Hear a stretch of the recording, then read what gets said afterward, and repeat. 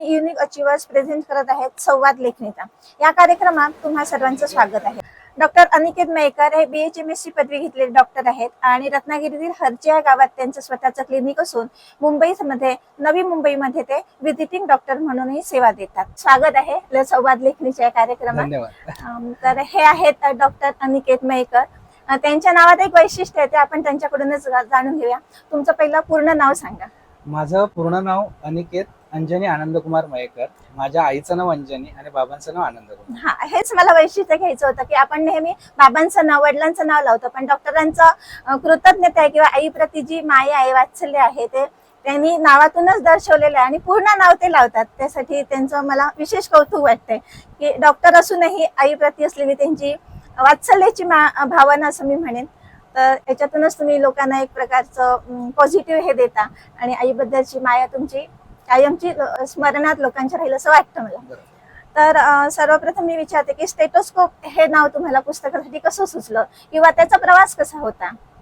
स्टेथोस्कोपचा प्रवास जर म्हणायचं झालं ना तर मला वाचनाची आवड होती लहानपणापासून.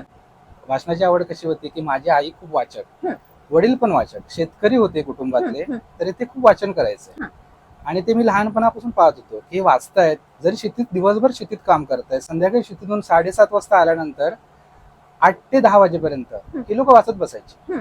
आई वाचायची, बाबाही वाचायचे. मग त्यामुळे मला वाचनाची लहानपणापासूनच सवय लागली. इव्हन मी मला किस्सा सांगतो. 10वीत असताना महानायक जी कादंबरी होती नेताजींबद्दलची, ते मी एक्झाम असताना सुद्धा वाचत होतो. म्हणजे आवड होती, पण लिखाणाचा मी कधीच विचार नाही केलेला.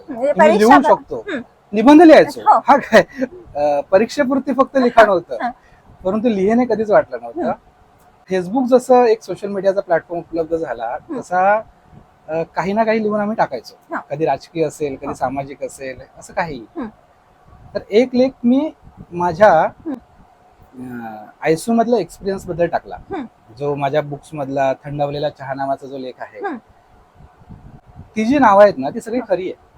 हा, त्याच्यामध्ये मी अशी काल्पनिक पात्र कुठलीच नाही घेतली. म्हणजे ती डॉक्टरांची नावं असतील, तिथल्या वॉर्डबॉयची नावं असतील. आणि हा लेख ज्यावेळी मी फेसबुकवरती टाकला त्यावेळी माझी मैत्रीण स्नेहा तिने तो वाचला आणि त्याच कालावधीमध्ये तिला गोवन वार्ताच्या तरंग पुरवणीमध्ये संपादकीयचं काम मिळालं. ती मला म्हणाली की अरे तू लिहिलंयस खूप छान. म्हटलं खरंच छान आहे का ते? तर म्हणाले हो खूप छान लिहिलंयस, तर माझ्या पुरवण्यामध्ये लिहिशील का? तर म्हटलं मी प्रयत्न करेन, पण मला जमणार नाही. तर नाही, तू लिहिशील, तू ते चांगलं आहे, ते भावतंय, कनेक्ट होत आहे, तू लिहत जा. तर मी बोललो हा चल लिहितो. तर मग तिने स्टेथोस्कोपचं सदरच चालू केलं माझ्या नावाने. थंडावलेल्या चहाने एक ऊर्जा मिळाली. हा, तर तो स्टार्ट झाला. मी पहिला लेख दिला, तो जो फेसबुकला टाकला होता तोच आम्ही गोवन वार्ताच्या पहिल्या पुरवणीमध्ये घेतला. त्यानंतर मग दुसरा रविवारची पुरवणी, मग दुसरा लेख लिहायची वेळ आली की बुधवारी मला कॉल की अरे अनिकेत हा लेख हवाय. अरे म्हटलं लिहायचं कसा? मी तो लिहिला आहे, त्या लिहिण्यासाठी मला 10 दिवस लागले, 15 दिवस लागले. आता म्हटलं कसं लिहायचं? नाही तू लिहिशील, आठव, तुझ्या समोरच सगळे प्रसंग असतील, तुझ्या समोरच सगळ्या गोष्टी आहेत, फक्त लेखणीत उतरव. मग असं कंटिन्युअसली बुधवारी कॉल करणं, मग गुरुवारी मी लेख थोडाफार तो पॉलिश करणं, शुक्रवारपर्यंत त्या लेखाला थोडस एक चांगलं स्वरूपानं आकार यायचा आणि शनिवारी त्याच्याकडे सुपूर्द करायचा की बाबा आता हा घे, आणि रविवारी छापून यायचा. छापल्यानंतर आम्ही परत सोशल मीडियावरती टाका, व्हॉट्सअपच्या ग्रुपवरती टाका. लोकांची खूप पसंती मिळत गेली आणि लोकांनी खूप तो स्वीकारले सगळे लेख. मग ह्यामध्ये जे गोवन वार्ताच्या पुरवणीमध्ये आलं नाव ते स्टेथोस्कोप सदराखाली, आणि तेच मग आपण ह्याला दिलं पुस्तकाला. पुस्तकाची पण गंमत आहे. त्याच्यामध्ये जो एक BDD नावाचा जो लेख आहे तो लेख मी फेसबुकला शेअर केला होता. म्हणजे जो पुरवणीत आला होता तो शेअर केला होता. तर तिथे मग आपल्या महाराष्ट्रामधले काही पत्रकार म्हणजे निखिल वागळे सर, हेमंत देसाई सर, निखिल वागळे सरांनी त्या फेसबुकच्या कमेंट्स खाली एक कमेंट्स केली. म्हणजे खूप लेख आल्यानंतर, सुरुवातीचा हा प्रवास आणि त्याच्यानंतर खूप लेख आल्यानंतर म्हणाले की ह्या पुस्तकाचं ना, ह्या सगळ्या संग्रहाचं लेख संग्रह कर, काय मदत लागली तर सांग. तर त्यावेळी आमच्या डोक्यात आलं की अरे पुस्तकाचा आणि विचार. हा एवढे लोक हे अप्रिशिएट करतायत तर हो. आपण हे करू शकतो का. हो. मग स्नेहाशी आणि परत आमचं बोलणं झालं, हा. अरे आपण याबद्दल असं असं चाललंय, ते आम्ही होतोच कनेक्ट. हो. तर ती म्हणाली हा आपण करूया हो. स्टेथोस्कोपचं, तू लिहायला प्रयत्न कर. पण त्यासाठी मध्ये 2 वर्ष गेली. हम्म. लिहित होतो आम्ही, तयार करत बरोबर. होतो, हो. त्याचं कशी रचना करूया, हो. त्याचं हे कसं करूया, हम्म. स्वरूप काय असेल? स्वरूप कसं असेल, त्याचं कव्हर पेज कसं असेल, मुखपृष्ठ कसं हो. असेल, हे सगळ्या गोष्टी चालल्या होत्या. हम्म. हे करता करता 2 वर्षानंतर हम्म. आता प्रकाशक कोण सगळं आपण केलं, हो. तर आपलंच प्रकाशन. ती म्हणाली आपलं सोनचाफा प्रकाशन, माझंच पहिलं पुस्तक चालू करूया. हो. तर तिच्या सोनचाफा प्रकाशनामधलं पहिलं पुस्तक हा. आणि माझं पहिलं पुस्तक, हा. हे दोन्ही एकाच वेळी जुळून आले, जुळून योग आले. जुळून आले. हो. आणि असा स्टेटोस्कोप आमच्या हातात आला, जो डॉक्टरांच्या गळ्यात असतो तो आम्हाला पुस्तक रूपाने वाचायला मिळाला. बरोबर. खूप अभिनंदन आहे ह्या पहिल्या पुस्तकासाठी. आणि त्याही पुढे मी असं जाऊन म्हणेन की ह्या पुस्तकाला तुम्हाला पहिलं पुस्तक असूनही महाराष्ट्र शासनाचे पुरस्कार मिळालेले हो, आहेत. हो. त्यासाठी अभिनंदन. धन्यवाद. आणि तो प्रवास मला आता सांगा. ते पुस्तक मग खूप लोकांच्या हातामध्ये गेलं, काही डॉक्टरांच्या हातामध्ये गेलं, काही रत्नागिरी मधले पण काही डॉक्टर आहेत जे कोकण साहित्य मराठी साहित्य परिषदेच्या इथे काम करत होते. मग त्यांनी म्हणाले या पुस्तकामध्ये खूप चांगलं आहे, डॉक्टर हे पुस्तक खूप चांगलं आहे, हे पुस्तक लोकांना आवडेल, हे लोकांपर्यंत पोहोचलं पाहिजे. इव्हन ज्यांनी आपल्या पुस्तकाचं प्रकाशन केलं, केरकर मॅडम, त्यांनी सुद्धा हेच सांगितलं होतं की हे पुस्तक लोकांना आवडेल आणि लोकांपर्यंत गेलं पाहिजे. बरोबर. तर त्यानंतर मग स्नेहा म्हणाली की आपण हे पुस्तक 1-2 ठिकाणी आपण पाठवूया, पुरस्कारासाठी पाठवूया, पाहूया. मग ते पाठवलं तिनेच. तर मराठी साहित्य परिषद पिंपरी चिंचवड शाखा ह्याचा पहिला पुरस्कार ललित लेखनामध्ये प्रथम पुरस्कार मिळाला आपल्याला. अभिनंदन. त्यानंतर मराठा मंदिर साहित्य शाखा मुंबई ह्यांचा सुद्धा मराठी साठी म्हणजे ललित लेखन ह्यामध्ये तोही पहिला मिळाला. मराठी साहित्य परिषदेचा जो पुरस्कार मिळाला तो पद्मश्री पुरस्कार विजेते डॉक्टर गिरीश प्रभुने सर आणि नमा जोशी सर ह्या दोघांच्या हस्ते मिळाले. म्हणजे स्टेटोस्कोपने दुसऱ्याचे हृदयाचे ठोके ऐकता ऐकता या पुस्तकानं मान्यवरांचे ठोके ऐकलेत आणि पुरस्कार तुमच्याकडे आलेत असं म्हणायला काय हरकत नाही. तर असा तुमचा हा लेखनाचा प्रवास आहे. घरात आई वडील वाचत होते आणि वाचनाची आवड लागली आणि ते वाचन आम्हाला संवाद लेखणीच्या माध्यमामार्फत स्टेटोस्कोपद्वारे वाचायला मिळालं. आता थोडं तुमच्या बालपणाविषयी सांगा. म्हणजे शिक्षण आहे, डॉक्टरी पेशात तुम्ही आहातच, पण तोपर्यंत कसे पोहोचलात? की ठरवलेलं होतं डॉक्टर व्हायचंच आहे किंवा असं काही जे असेल? माझा जन्म हर्षे म्हणून एक गाव आहे, लांजा तालुका, रत्नागिरी जिल्हा. हर्षे एक छोटस खेडेगावच आहे, म्हणजे अजूनही तिथले रस्ते हे मातीचेच आहेत काही ठराविक ठिकाणी. तर परंतु ना आमच्या हर्षे गावाचं एक वैशिष्ट्य आहे, हर्षे गावामध्ये शिक्षणाचं खूप महत्व आहे. म्हणजे गाव असून सुद्धा तिथे कॉलेजेस आहेत, 12वी सायन्स पर्यंत कॉलेज आहे. ते माझ्या काकाच संस्थापक आहेत त्याचे. तर मराठी शाळा चांगल्या आहेत, त्याचे रिझल्ट सुद्धा गेली काही वर्षांमध्ये 10वी आणि 12वीचे 100% पर्यंत लागतात. म्हणजे तालुक्यामध्ये एक गाव असून सुद्धा गावामध्ये राहून सुद्धा मुलं शिकतायत आणि खूप मुलं पुढे गेले. हे गावाचंच आपलं देणं आहे.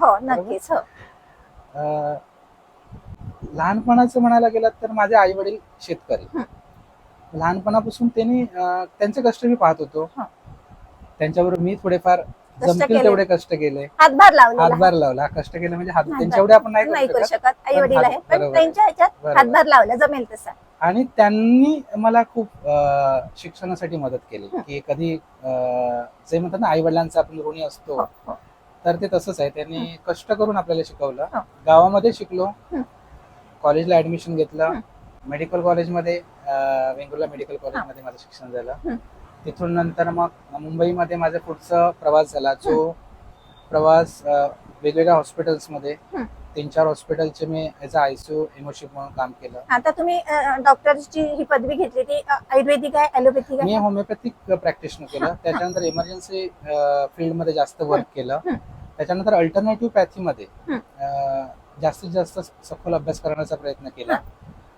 त्याच्यामध्ये होमिओपॅथी असेल, आयुर्वेदा असेल, फ्लॉवर मेडिसिनचा स्टडी असेल, त्याच्यानंतर बायोकेमिक स्टडी असेल, सायकोलॉजीवरती जास्तीत जास्त प्रयत्न केला. कारण आताच्या काळामध्ये सायकोलॉजिकल ट्रीटमेंटची खूप लोकांना गरज गरज आहे आहे. बिकॉज ऑफ हो. Stress level and all.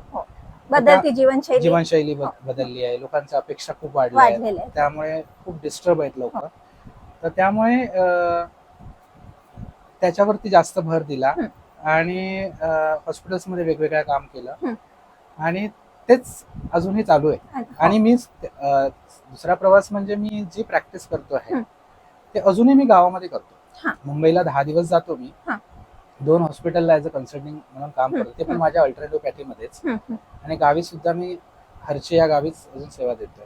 पण याच्यामध्ये आई वडिलांचा आणि बहिणीचा, सांगायचं म्हणजे बहिणीचा खूप मोलाचं योगदान आहे. जे माती, ज्या मातीत मुलं रुजलेली आहेत आणि एवढा वटवृक्ष आम्हाला बघायला मिळतोय, तो अजूनही गावाच्या मातीशी तसाच कनेक्टेड आहे. खूप छान वाटतं हे ऐकून.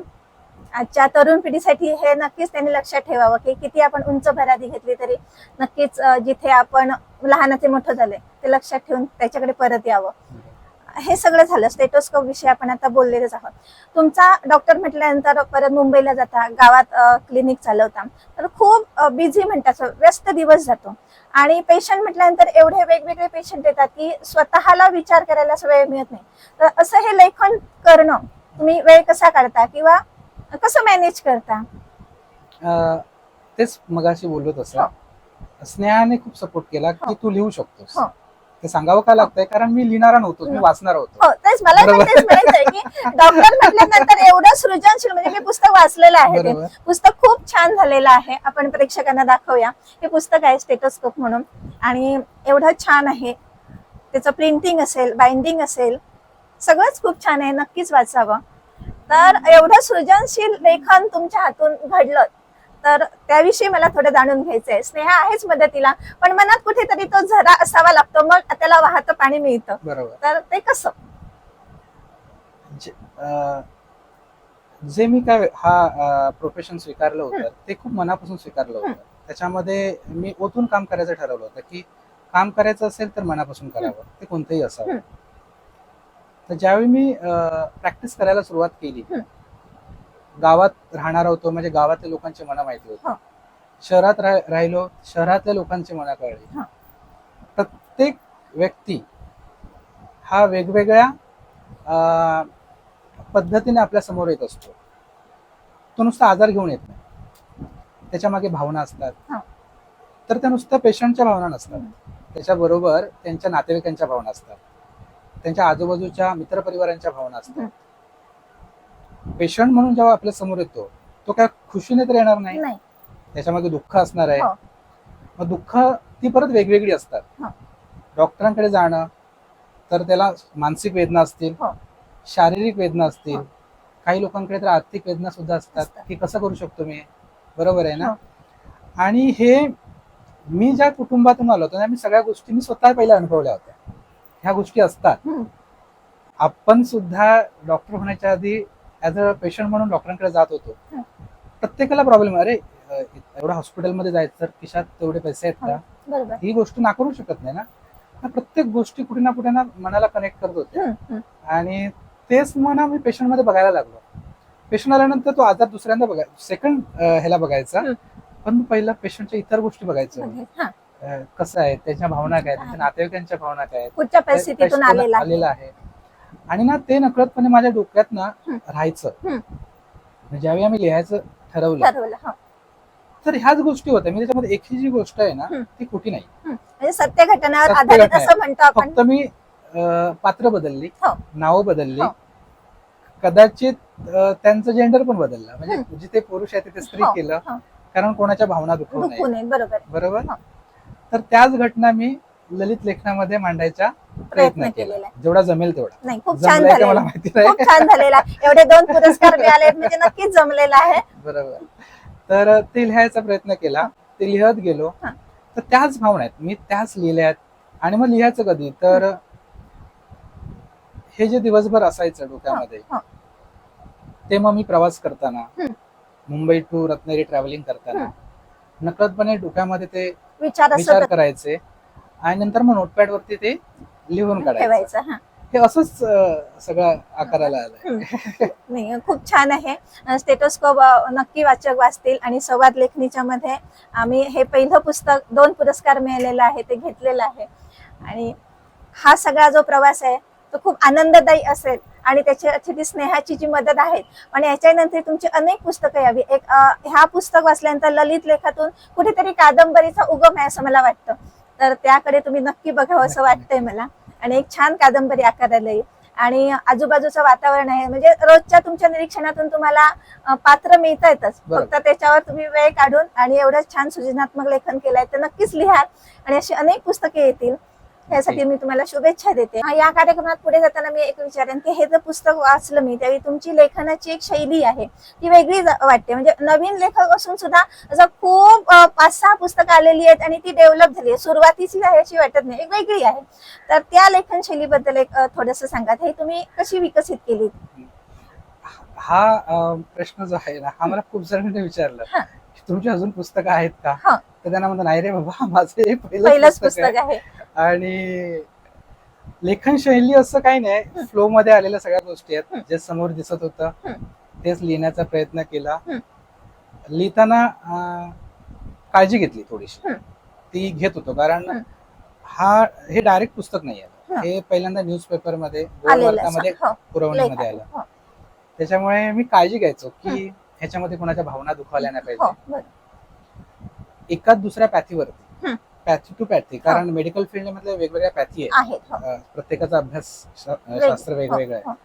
तर त्या पॅथीमध्ये कुठे काही कोणाला एकदम वाटलं नाही पाहिजे की एकदम डिटेल मध्ये गेले किंवा त्याच्यावरून गैरसमज निर्माण होतो. खूप काळजी घेतली. दुसरी गोष्ट, मी जास्तीत जास्त प्रयत्न केला की तिथे मी नसावा. आणि तो यशस्वीरित्या झालेला आहे परिपूर्ण. कारण तो मी खूप प्रयत्न करत होतो मी नसावा. जास्तीत जास्त प्रयत्न केला. कथा ही कथाच राहावी, ललित लेख हे ललित लेखच राहावे. कथा लेखन शैलीबद्दल बोलायला गेलात ना तर सहज सुचलेले नाव पण तुम्ही पाहिली असते. तेच विचारलं होते मी. आता तुम्ही म्हणतात त्याला अनुसरून जाईल की ह्याच्यातली हेडिंग लेख म्हणजे त्याही पेपरात जे हेडिंग म्हणतात, आपण पुस्तकातल्या लेखांची नावं म्हणूया. तर ती वाचल्यावर एक मनात अरे हे काय असेल असं कुतूहल निर्माण होते. एक ब्रह्मराक्षस म्हणाले, समस्या, मंतरलेली अशी काही जी नावं आहेत. तर अरे काय असेल हा एक विचार घेऊन पुस्तक वाचलं जाते. तर हे कसं काय सुचलं? म्हणजे सगळ्या पुस्तकाच्या प्रवास वाचल्यानंतर वाटतं की तुम्ही कुठेही नवोदित जाणवत नाहीये की खूप तुमचं लेखन झालेलं आहे आणि 5-6 पुस्तकानंतर हे पुस्तक आलं असं प्रत्येक वेळी जाणवतं. तर त्याविषयी सांगा. सुरुवातीला तर कथा लिहिल्या गेल्या, म्हणजे लेख लिहिले गेले. सगळं लिहून झाल्यानंतर ना त्याच्यामधला मेन गाभा कोणता आहे त्यावरून ते टायटल ठरलं. उदाहरण सांगतो तुम्हाला. एक 6-7 वर्षापूर्वीची त्याच एक लेखाबद्दल बोलतो. माळ नावाची कथा आहे, बरोबर. तर माझ्याकडे काका यायचे. पेशंट होते. म्हणजे त्यांची फॅमिली माझी पूर्ण पेशंट होती. तर 2 व्हिजिट मध्ये मला ते काका आलेले दिसले नाही. उरले इतर फॅमिली म्हणजे मुलं, त्यांची सुना, नातवंड हे सर्व यायचे, पण ते काका दिसायचे नाही. प्रत्येक वेळी ते सांगायचे की काका खूप वेगळे वागतात, आमच्याशी चांगले वागत नाहीत, घरात चांगलं वातावरण नाहीये, त्याच्यामुळे आम्ही खूप डिस्टर्ब आहोत. ह्याच गोष्टी ते सांगत राहायचे. नातेवाईक येऊन सांगायचे अपरोक्ष. आणि मग तेच त्यांचं थोडंसं मानसिक आजार वाढवायचं मेन कारण होतं. मला 2-3 वेळा त्यांच्या व्हिजिट नंतर लक्षात आलं की नक्की काय असेल. हा विचार चालू असायचा माझा 1-2-2.5 महिने. इथे लेखक जागृत झाला, डॉक्टर बाजूला झाला. आणि एक दिवशी आले क्लिनिक मध्ये, ते स्वतः काका आले. मला म्हणाले आमची फॅमिली आली होती का? म्हटलं हो आली, येतात माझ्याकडे. ते मला माहिती आहे, येतात, मी पाहतो, जातात, ते ऐकतो सुद्धा. म्हटलं मग तुम्ही का नाही आलात? कधी येत का नव्हता? नाही, असं सहज मी विचारायला आलो. एवढं बोलले, निघून गेले. काहीच बोलले नाही. काही बोलले, एवढंच बोलले. हा ठीक आहे.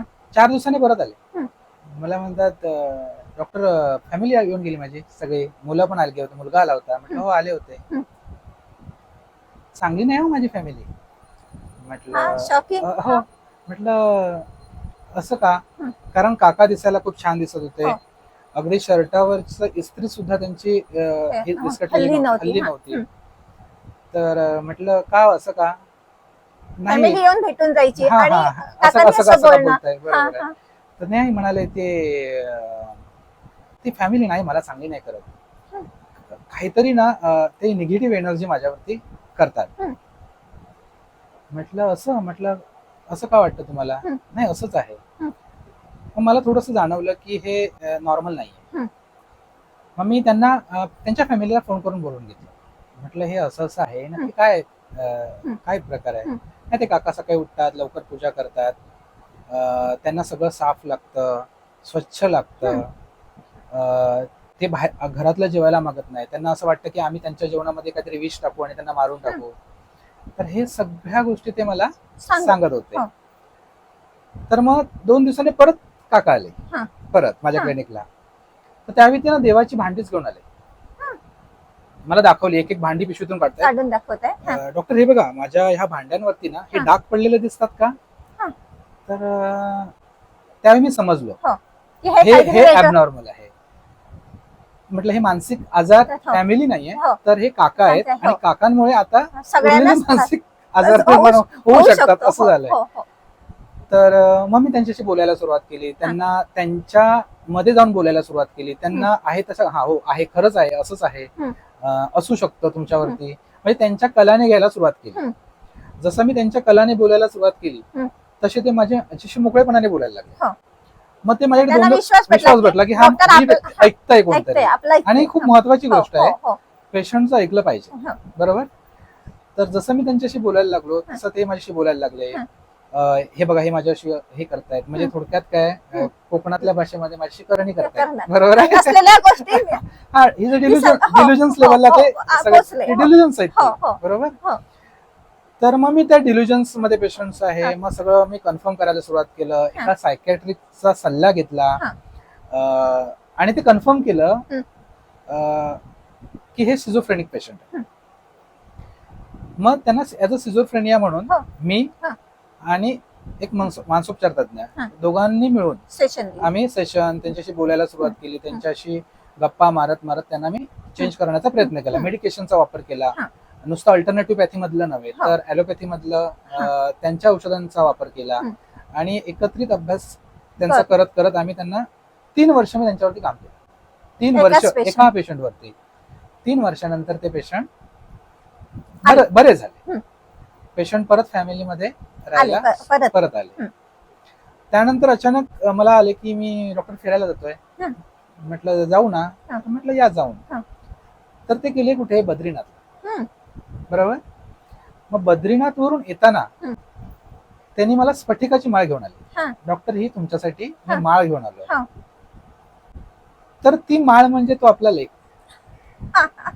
कुटुंबामध्ये जेव्हा माळ असते ती माळ एकसंध असते त्यावेळी ती खूप छान जोडली गेलेली असते. कुटुंबातली माणसंही तशीच असतात, बरोबर आहे. पण त्यातला एक जरी म्हणे बाजूला गेला तर पूर्ण माळ विखरून जाते ना, तसं ती कुटुंब सुद्धा विखरतं ना. तर ती म्हणजे आपली माळ. हे असंच मांडायचं मी माझ्या पुस्तकामध्ये प्रयत्न केला. तुम्ही एवढं सांगितलं की वाचकांना सुद्धा नक्कीच उत्सुकता लागेल हा एपिसोड ऐकल्यानंतर की काय आहे ह्या विषयी. एवढं खूप म्हणजे लिहिण्याचीच नाही, तुमची कथन करण्याची सुद्धा शैली एक वेगळी आहे की माणूस एक ऐकत राहतो पुढे काय असेल. म्हणजे बोलण्याची पद्धत एक भारावून टाकण्यासारखं आहे, लेखनच नाही बोलण्याचं सुद्धा. खूप छान वाटतंय गप्पा मारताना ह्या सगळ्या सगळ्या ह्याच्यावर माळ झाली. आणि काही असे लेख असतील ते वाचकांनी वाचावेत असं तुम्हाला वाटतं? जस्ट नुसती नावच सांगा, आपण पूर्ण कारण पुस्तक पण वाचलं गेलं पाहिजे. समस्या एक आहे, थंडवलेला चहा नावाचा लेख तो माझ्याशी खूप कनेक्ट आहे, कारण त्याची पात्र खरी आहेत. म्हणजे त्यामध्ये पात्र खरी असणारा जो लेख आहे तो थंडवलेला चहा. त्याच्यामध्ये माझ्या डॉक्टरांचा उल्लेख आहे ज्यांनी मला घडवलं. डॉक्टर भाटे सर असतील, डॉक्टर चौधरी सर असतील, पूर्ण हॉस्पिटलचा स्टाफ असेल, राजकुमार सर असतील, ज्यांच्याबरोबर मी गेले 9.5 ते 10 वर्ष आयसीयू मध्ये काम केलं. तर ह्या असे बरेच खूप लेख आहेत तसे.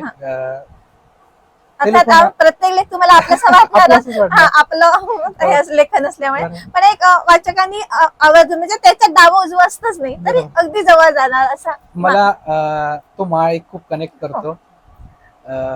थंडावलेला चहा आहेच. समस्या कनेक्ट करतो, हं. हरवलेली एक कनेक्ट करतो. हं. आणि सगळ्यात जो लेख लिहिताना मी रडलो होतो हं. तो म्हणजे आधार. जो काय माझ्या असं होतं की तुमच्या डोळ्यात पाणी आलं? कारण- डॉक्टरांच्या डोळ्यात सहसा पाणी येत नाही, कारण त्यांचं मन हे सगळ्या परिस्थिती पेशंट बघून एवढं निडर झालेलं असतं की सहसा पाणी येत नाही असं म्हणतात. नाही, पाणी येत असतं, कदाचित ते अडवत असतील. असं असू शकतं, दाखवत नसते. बरोबर. हो. आधार हा लेख जो आहे ना, तो ज्यावेळी माझ्या मामाचं आजाराचं निदान झालं होतं आणि काहीच दिवस शिल्लक राहिले होते, एक 4 महिने मला दिसत होते की हा 4 महिन्याने नसेल कदाचित, पण 4 महिने माझ्याबरोबर आता आहे. निदान मीच केलं. मी ना बोलू शकत, हा 4 महिनेच असेल ना, मी माझ्या फॅमिलीशी बोलू शकत ना, मी त्याला सांगू शकत. आणि त्यावेळी तो लिहिलेला लेख होता ज्याने मला खरंच आयुष्यामध्ये आधार दिला होता. म्हणजे आई, बाबा आणि बहीण या तिघांनी कष्टातून जेव्हा वरती मला आणलं, त्याच्यामध्ये माझा मामाचा पण खूप सपोर्ट होता.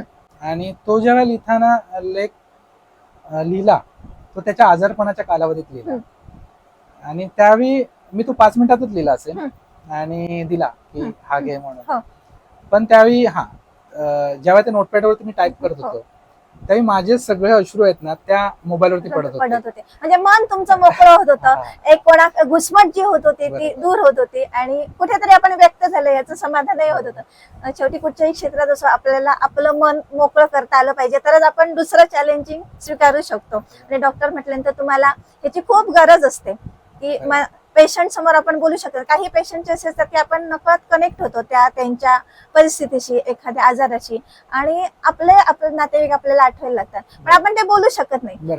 तर ह्या सगळ्यासाठी मनस शांती असेल किंवा मेडिटेशन, आता जे प्रचलित शब्द आहे, तो तुम्ही करता का मेडिटेशन, किंवा त्याचा किती उपयोग होतो लेखनासाठी? मेडिटेशनचा माझा अर्थ, डॉक्टर म्हणून ह्याच्यासाठी तुम्ही काय सांगाल? की मेडिटेशनचा माझा अर्थ एवढाच मला कळतो, ज्यावेळी चेअर वरती बसता पेशंट चेक करण्यासाठी, ते मनापासून करावं.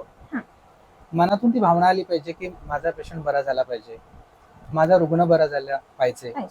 ती जी मनापासून आलेली भावना, हेच मेडिटेशन. मला नाही वाटत की वेगळ्या मेडिटेशनची गरज आहे. आणि त्यामध्ये सेवा म्हटली जाते ती तुम्ही दररोज ते जगताय आणि एक उदाहरण घालून देताय की अशी असावी ह्या बोलण्यात. नाही, मी अगदी सकाळी लवकर सुरुवात केल्यानंतर जे पेशंट येतील त्यांना मनापासून ट्रीट करावं. जेवढं आपल्याला समजेल तेवढं त्यांना गाईड करावं. जेवढं शक्य होईल म्हणेन मी, तेवढं त्यांचं दुःख दूर करावं, समर्पित व्हावं. आणि त्यामध्ये खूप, म्हणजे परत सांगतो मी की त्यामध्ये आई, वडील, बहीण ह्या लोकांचा खूप सपोर्ट असतो. कारण आपण दिवसभर दवाखान्यात राहतो, त्यांना वेळ देत नाही, बरोबर आहे. आणि त्यांचा कुठेच डिस्टर्बन्स नसतो. ते काळजी घेतात माझ्या मनाची की बाबा हा डिस्टर्ब होऊन दे, नको, तो त्याचं व्यवस्थित काम करून दे. ते सुद्धा खूप महत्वाचं आहे ना, कारण ते सुद्धा मेडिटेशनचा एक भाग आला की आपल्या मनामध्ये जर दुसरा विचारच नसेल तर आपण ती गोष्ट आनंदाने करू शकतो. बरोबर आहे, कुठेही अटकाव नाहीये त्याच्यामुळे. म्हणजे शुद्ध बीजापोटी फळे रसाळ गोमाटी याचं मूर्तिमंत उदाहरण म्हणजे डॉक्टर अभिकेत मयेकर असं म्हणता येईल. तर आई बाबांना ह्या सगळ्या प्रवासाबद्दल एक अभिमान वाटतच आहे, असणारच. तर एक त्यांच्याविषयी 2 वाक्य सांगा की पुरस्कार मिळाला, पहिलं पुस्तक तुम्ही त्यांना दिलं, बरोबर, तेव्हा. नाही, खूप खूप आनंद झाले. तेवढंच म्हणाले की हा असंच करत राहा, आम्ही तुझ्या पाठीशी आहोत, बस तेच पाहिजे, अजून काही नको. जाता जाता वाचकांसाठी तुम्ही काय सांगाल की हा संवाद लेखणीचा जो आमचा कार्यक्रम आहे त्याच्यात वाचकही त्याच्याशी बांधले गेलेले आहेत. तर एक युवकांना तुम्ही एक आदर्श ठरला आहात की पहिलं पुस्तक, त्याला 2 पुरस्कार आणि असा हा इंटरव्ह्यू. तर ह्याच्यातून तुम्ही काय सांगाल? मला तुम्ही मुलाखतीला बोलवलं त्याबद्दल पहिल्यांदा मी खूप धन्यवाद देतो. नवीन लेखक म्हणा किंवा नवीन लेखन करण्याचा प्रयत्न करणारा एक व्यक्ती, बरोबर आहे. तर मी काही मोठ्यांना सल्ला देण्यात सल्ला हा असं नाही मॅडम, तुम्हाला काय वाटतं असं सांगा की कसं असावं. वाचलं पाहिजे, लिहिलं पाहिजे. जर मनापासून लिहिलं तर ते लोकांपर्यंत पोहोचतं. पोचतं. बस भावना निर्मळ असतात. भावना भावना निर्मळ. जे तुम्हाला येतं ते लिहित राहा. बरोबर. वाचक नक्कीच त्याचं वाच- स्वागत करेल. धन्यवाद.